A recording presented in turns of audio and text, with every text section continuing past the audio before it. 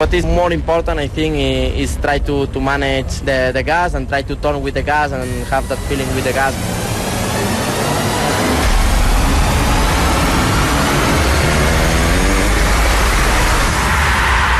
Every time when I come, I saw more t-shirts with 93. We must be honest that this circuit is really good for us.